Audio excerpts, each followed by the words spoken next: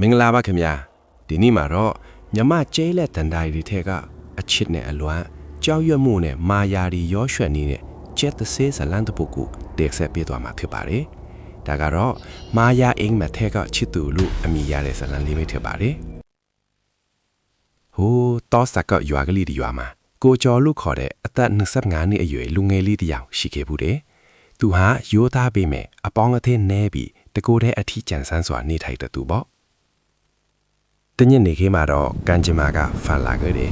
တောထဲကအပြန်မိုးသက်လေပြင်းတီကျလာပြီးကိုကျော်တယောက်လမ်းပြောင်းနေတော့အဝေးစီကမိန်ဖျားမီးရောက်လေးတစ်ခုကိုလမ်းတွေ့လိုက်ရတယ်အာကိုရမဲ့နေတဲ့သူဟာအဲ့ဒီမီးရောက်စီကိုဥတီသွားခဲ့မိတာပေါ့မီးရောက်လာရကိုရောက်သွားတော့တရက်လှပလေတသားအိမ်လေးတစ်လုံးကိုတွေ့လိုက်ရတယ်တကားပွင့်လာတဲ့အခါမှာတော့စီမီခွက်ကိုကြိုက်ထားတဲ့မရွှေဆိုတဲ့အလွန်ချောမောလာပတဲ့မိမပြိုလေးတစ်ယောက်ကသူ့ကိုအပြုံးလေးနဲ့ကြိုးဆိုရင်ဟဲ့တယ်အဲ့ဒီညကစားပြီးကိုကျော်ဟာမရွှေရဲ့အလှပနဲ့ကျင်နာမှုအောက်မှာကြောက်ဆုံးသွားခဲ့ရတယ်ညတိုင်းလိုရွာကနေခိုးထွက်ပြီးတောထဲကမရွှေရဲ့အိမ်ကိုတွားလေးရှိတယ်ကိုကျော်ရဲ့မက်ဆီထဲမှာတော့ဒါဟာအိမ်မက်တစ်ခုလိုတာယာနေဟဲ့တာပေါ့ဒါပေမဲ့ရက်သွေးကြလာတာနဲ့အမျှရွာထဲကလူတွေကကိုကျော်ရဲ့အပြောင်းအလဲကိုတတိထားမိလာကြတယ်ကိုကျော်ဟာတဖြည်းဖြည်းပိန်ချုံလာတဲ့မြက်တွင်းတွေဟောက်ပတ်ခစ်ပြီးဖြူဖက်ဖြူရောဖြစ်လာခဲ့တယ်နောက်ဆုံးမှာတော့ရွာဦးကျောင်းဆရာတော်ကကိုကျော်ကိုခေါ်ပြီးလေးနဲ့စွာတတိပေးပါတော့တယ်တကားကျော်တတိထားပါတင်ပေါင်းသေးနေတာလူမဟုတ်ဘူးဒီညသူ့စီရောက်ရဲ့သူ့ခြေထောက်ကိုတေးချအကဲခတ်ကြည့်ပါလို့မိန့်ကြားလိုက်တယ်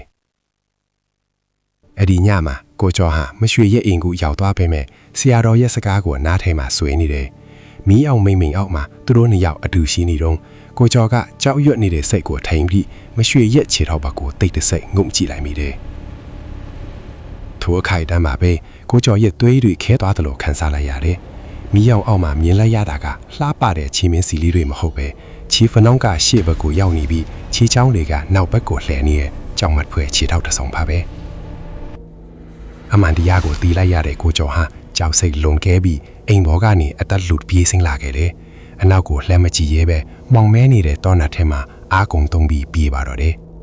။နောက်တနေ့မနက်လင်းတဲ့အခါသူတို့ရောက်သွားတော့လှပတဲ့တစ်သားအိမ်လေးမရှိတော့ပါဘူး။အေးရမညောင်ပင်အိုးကြီးတပင်သာရှိနေပါတယ်။ညောင်ပင်အောက်မှာတော့သူလက်ဆောင်ပေးဖို့တဲ့စံထိုးလေးကိုကြိုက်ပြီးယူကျုံမရငိုကြည့်နေတဲ့ကိုကျော်ကိုသာဝမ်းလဲခွဲတွေ့လိုက်ရပါတော့တယ်ကွယ်။